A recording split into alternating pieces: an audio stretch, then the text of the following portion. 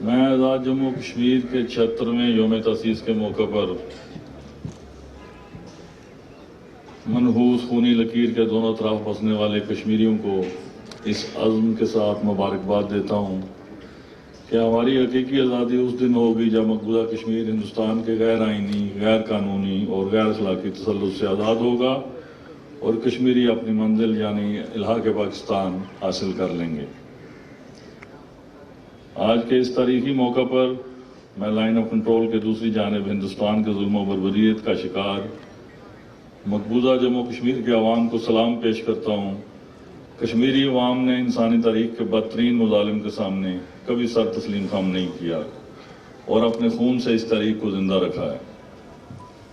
حکومت آزاد کشمیر تحریک آزادی کشمیر کے بیس کی حکومت ہے، جس کا بنیادی مقصد لائن آف کنٹرول کے اس پار آزادی کی منزل کے حصول کے لیے برسر پیکار اپنے بھائیوں کو مکمل اخلاقی، آئینی اور سیاسی اور سفارتی مدد فراہم کرنا ہے۔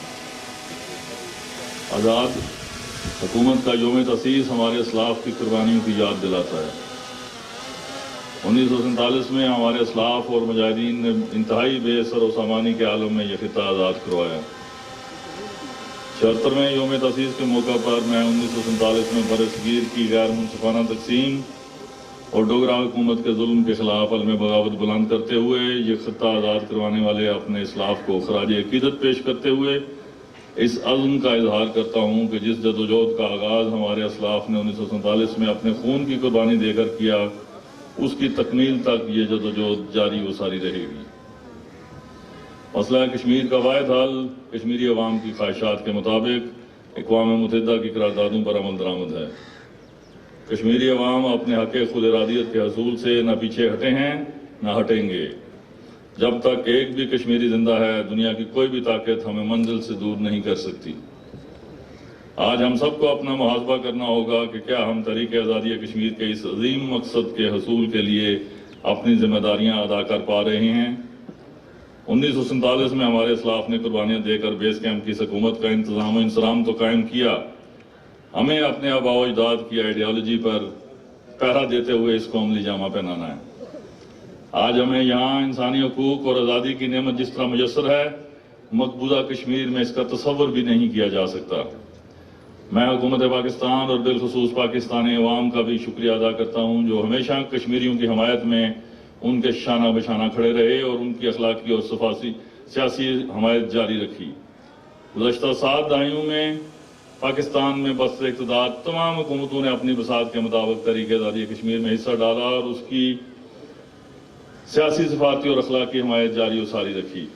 آج کے دن میں مسلح افواج پاکستان کو بھی خراج تحسین پیش کرتا ہوں جو لائن آف کنٹرول پر ہماری حفاظت کے لیے اپنی جانوں کا نذرانہ پیش کر رہے ہیں۔ ہم آج آزاد فضاؤں میں مسلح افواج پاکستان کی وجہ سے سانس لے رہے ہیں۔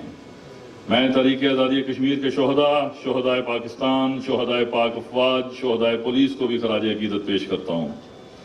ہندوستان کی جیلوں میں قید کشمیری قیادت یاسین ملک، شبیر شاہ، مسرت عالم بٹ، آسیہ اندرابی، ناہیدہ نسرین، فہمیدہ صوفی سمیت تمام حریت پسند قائدین کے عزم و ہمت کو بھی سلام پیش کرتا ہوں۔ ہندوستان کی انتہا پسند حکومت کشمیریوں کی نسل کشی کے ایجنڈے پر عمل پیرا ہے۔ مقبوضہ کشمیر میں شاید ہی کوئی ایسا علاقہ ہو جہاں معصوم کشمیریوں کا خون نہ گرا ہو۔ کشمیری ہندوستان کے 5 اگست 2019 کے غیر آئینی، غیر قانونی اور غیر اخلاقی اقدام کو نہیں مانتے۔ 5 اگست 2019 کے اس اقدام کے ذریعے ہندوستان آرٹیکل 370 اور 35A کا خاتمہ کرنے کے بعد مقبوضہ کشمیر کی ڈیموگرافی تبدیل کرنے کے لیے ہندوستان سے لا کر ہندوؤں کو مقبوضہ علاقے میں آباد کر رہا ہے اور 42 لاکھ سے زائد لوگوں کو مقبوضہ کشمیر کے ڈومیسائل جاری کیے جا چکے ہیں۔ اس اقدام کے بعد نئی صنعتی پالیسی اور زمینوں کے قانون میں تبدیلی کر کے ہندوستانی صنعتکاروں اور قابض افواج کو چھاؤنی کے لیے مقبوضہ وادی میں زمین الاٹ کی جا رہی ہے۔ سابق ہندوستانی فوجیوں کے لیے کالونیاں بنائی جا رہی ہیں اور اسرائیل کی طرز پر مقبوضہ کشمیر میں مذہبی منافرت پھیلانے کی کوشش کی جا رہی ہے۔ ہندوستان کے ان اقدامات سے مقبوضہ کشمیر کے لوگوں کا $9.5 ملین سے زائد کا معاشی نقصان ہو چکا ہے۔ ہندوستان نے اسمبلی نشستوں میں حد بندی کمیشن کے ذریعے رد و بدل کر کے مسلمانوں کو حق نمائندگی سے بھی محروم کر دیا ہے۔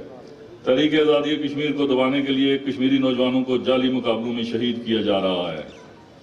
मकबूजा कश्मीर में अभी तक कोई असेंबली भी कायम नहीं की गई, बल्कि गवर्नर राज नाफिज किया हुआ है। आज़ाद हुकूमत रियासत जम्मू कश्मीर की मौजूदा हुकूमत अपनी अव्वलीन तरजीह तरीके आज़ादी कश्मीर के साथ आज़ाद खिता के अवाम का म्यार ज़िंदगी बुलंद करने के लिए कुशां है। हुकूमत अवामी मसाइल और अपनी जिम्मेदारियों से बखूबी आगाह है। इंशाअल्लाह जिस तरह से हुकूमत कामिशें कर रही है, आज़ाद कश्मीर के दरीना मसाइल को हल करने का एजाज़ इंशाअल्लाह ताला मौजूदा हुकूमत को नसीब होगा। मैं आज के तारीखी मौका पर गजा पर इसराइली जारियत की भी शदीद अल्फाज में मजम्मत करता हूँ। कश्मीरी अवाम अपने फ़लस्तीनी भाइयों के साथ हैं और इनके दुख में बराबर के शरीक हैं। मसला फ़लस्तीन को हल करना अक़वाम मुत्तहिदा की बुनियादी जिम्मेदारी है, मगर वो मसला कश्मीर की तरह इससे भी मुसलसल इनहराफ कर रहा है।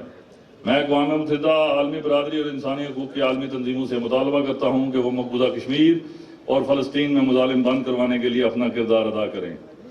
दुनिया में पायदार अमन के ख्वाब इसी सूरत शर्मिंदा ताबीर हो सकता है जब कश्मीरियों को इनका पैदाइशी हक खुद इरादियत मिले और ये मसला कश्मीरियों की ख्वाहिशात के मुताबिक हल हो।